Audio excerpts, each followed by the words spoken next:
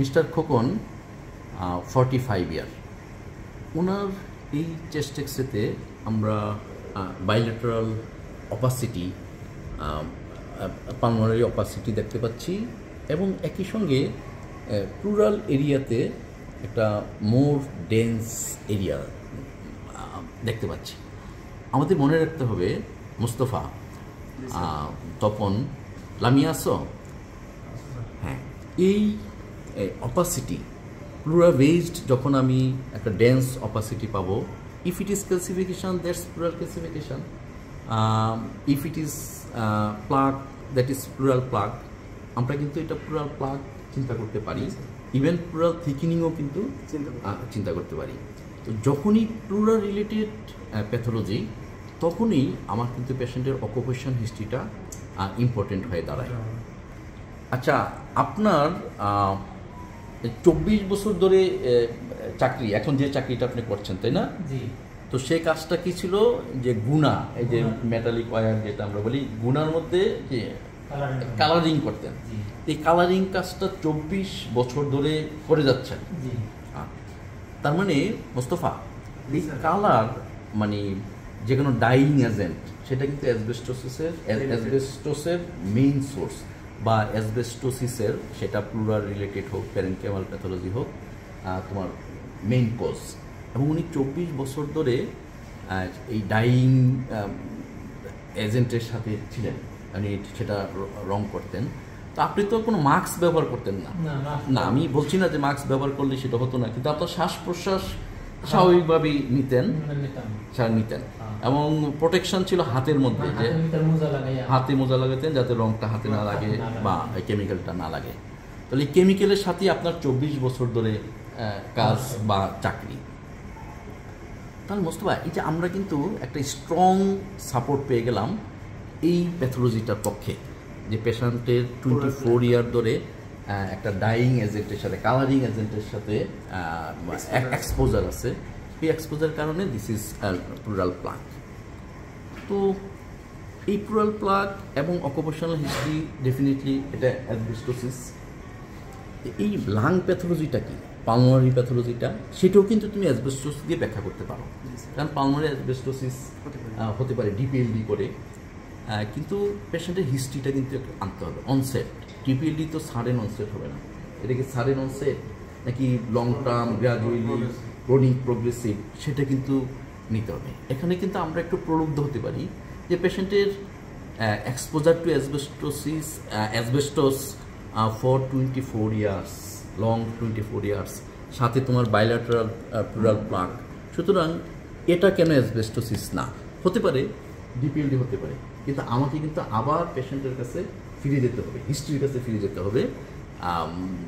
Radiological diagnosis তুমি বলতেই পারো যে DPLD with pleural plaque, similar pathology দিয়ে বলবো, কিন্তু আমাকে এখন পেশেন্টের কাছে ফিরে যেতে হবে যে ওনার যে অনসেট অফ রেসপিরেটরি ডিস্ট্রেস বা কাফ বা আদার রেসপিরেটরি সিমটম, সেটা কীরকম, মোড অফ অনসেট, সেটা কি সাডেন নাকি গ্র্যাজুয়াল, নাকি শর্ট ডিউরেশন নাকি লং ডিউরেশন, সেই হিস্ট্রিটা আমাকে নিতে হবে। আচ্ছা, আপনার তো যে 17 দিন আগে মোটামুটি হঠাৎ করেই শ্বাসকষ্টটা শুরু হলো, তাই না?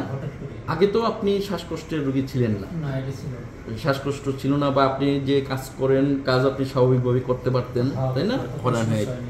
সমস্যা হয়নি। তার মানে ওনার কিন্তু সাডেন অনসেট 17 দিন আগে। তাহলে এখানে কি কোনো কার্ডিয়াক কোনো প্যাথোলজিও রোল প্লে করতেছে, সেটাও কিন্তু আমাকে মাথায় আনতে হবে। তো আমার একটা রেডিওলজিক্যাল ডিডি, যেহেতু এখানে প্লুরাল প্লাগ পেলাম, দিস ইজ অলসো মানে এই pleural plaque is due to asbestosis, pleural asbestosis, আর এটা হলো পালমোনারি অ্যাসবেস্টোসিস। তো আমরা এই কথা প্রসঙ্গে বলে রাখি যে আমরা যখন বলবো যে অ্যাসবেস্টোস রিলেটেড পালমোনারি ডিজিজ বা প্লুরোপালমোনারি ডিজিজ, এটাকে আমরা প্লুরা এবং লাং দুই ভাগে ভাগ করবো। প্লুরাতে তোমার এরকম প্লাগ করতে পারে, ক্যালসিফিকেশন করতে পারে, থিকিনিং করতে পারে, মেজোথেলিওমা করতে পারে, তাই না? প্লুরাল ইফিউশন করতে পারে। আর পালমোনারিতে কী করে, সেটা তোমার ব্রঙ্কিয়াল কার্সিনোমা করতে পারে, ডিপিএলডি করতে পারে, মানে ফাইব্রোসিসটাই মোট কমন। মেলিগনেন্সিরও কিন্তু একটা কজ তোমার এই অ্যাসবেস্টোস এক্সপোজার। হ্যাঁ, তাহলে দেখো যে অকুপেশন, রেসপিরেটরি ডিজিজ অকুপেশন কিন্তু খুব ইম্পর্টেন্ট। আমরা দেখো যে যখনই অকুপেশন অথবা এক্সপোজার, তার সারাউন্ডিংয়ে কি আছে, তার দিয়ে কিন্তু আমরা রেসপিরেটরি ডিজিজ ডায়াগনোসিস করতে পারি, এবং সেটা না জিজ্ঞেস করলে কিন্তু তুমি মিস করবা। যেমন এই পেশেন্টকে যদি আমি ডাইং এজেন্ট নিয়ে হিস্ট্রি না নেই, তাহলে কিন্তু আমার ডিফারেন্সিয়াল ডায়াগনোসিস অনেক হয়ে যাবে। এখন আমরা definitely radiologically pleural thickening and pulmonary asbestosis দিয়ে ব্যাখ্যা করতে পারি, কিন্তু পালমোনারি অ্যাসবেস্টোসিস তো 17 দিন 18 দিন দুপুরবেলা থেকে রাতের বেলা থেকে শুরু হয়েছে এরকম হবে না। যেহেতু ওনার সাডেন অনসেট হয়েছে, আমরা কি ব্যাখ্যা করতে পারি না যে এটা হার্ট ফেলিউর, মানে পালমোনারি এডিমা সাথে প্লুরাল প্লাগ আছে। পেশেন্টের ঠিক 2 দিন পরে করা সিটি স্ক্যান, এখানে আমরা কি দেখতে পাচ্ছি, এখানে কিন্তু লামিয়া দেখতে পাচ্ছ, এই যে প্লুরাল প্লাগটা কিন্তু খুব সুন্দর দেখা যাচ্ছে, প্লুরাল প্লাগ। তো এই যে প্যারেনকাইমাল অপাসিটিটা, এটাও কিন্তু তুমি ডিপিএলডি দিয়ে ব্যাখ্যা করতে পারো না, কিন্তু ডিপিএলডি বলার আগে ওনার হিস্ট্রি কত দিনের, 17 দিনের, এবং সাডেন অনসেট। তো হোয়াই নট পালমোনারি এডিমা, তাই না? আমরা কি হার্ট ফেলিউরটাকে ইম্পর্টেন্স দিতে পারি না? এখানে ওনার অ্যাসবেস্টোস এক্সপোজার আছে, ঠিক আছে, কিন্তু যার এক্সপোজার আছে ওনার কি হার্ট ফেলিউর হতে পারে না? পারে। যার প্লুরাল প্লাগ আছে তার কি অ্যাসোসিয়েটেড পালমোনারি এডিমা থাকতে পারে না? পারে। কিন্তু তাকে আমরা ডেফিনেটলি ডিপিএলডি চিন্তা করব, একই সঙ্গে চিন্তা করব যে whether this is due to pulmonary oedema. Pulmonary এডিমাতে কিন্তু এমনই হয়, এবং bilateral shadow, ground glass shadow, GGO, সেটা তুমি জিপিএলডি দিয়ে যেমন ব্যাখ্যা করতে পারো, পালমোনারি ইডিমা দিয়েও ব্যাখ্যা করতে পারো। That may be due to heart fluid, that may be due to IB fluid. সেটা তুমি আদার ডিপোজিশন ইন দ্য অ্যালবুলাই, যেমন অ্যালবুলার হিমোরেজ, সেটা দিয়ে ব্যাখ্যা করতে পারো। এই পেশেন্টের হিস্ট্রিতে যদি অ্যাসিডি থাকতো, আমরা কিন্তু অ্যালবুলার হিমোরেজটা প্রথম আনতাম, এবং এই পেশেন্টের হিস্ট্রিতে যদি হিমোপ্টাইসিস থাকতো, এনিমিয়া থাকতো, আমরা অ্যালবুলার হিমোরেজটা প্রথম আনতাম। তো ওনার হিস্ট্রিতে কী ছিল? Sudden onset of breathlessness. তো এটা আমাকে প্রলুব্ধ করবে পালমোনারি ইডিমা চিন্তা করার। আবার একই সঙ্গে ওনার প্লুরাল প্লাগ আছে, এবং এইরকম একটা সিটি স্ক্যান, ডেফিনেটলি আমাকে চিন্তা করতে হবে এটা ডিপিএলডি কিনা। হ্যাঁ, তাহলে পেশেন্টের কোর্স অফ ট্রিটমেন্ট, তার ফলো আপটা এখানে কিন্তু ইম্পর্টেন্ট। আমরা একদম হুট করেই বলে দিতে পারবো না this is nothing but pulmonary oedema. আমরা হুট করে বলে দিতে পারবো না দিস ইজ নাথিং বাট জিপিএলডি, মানে অ্যাসবেস্টোসিস রিলেটেড অ্যাসবেস্টোসিস, মানে ডিপিএলডি।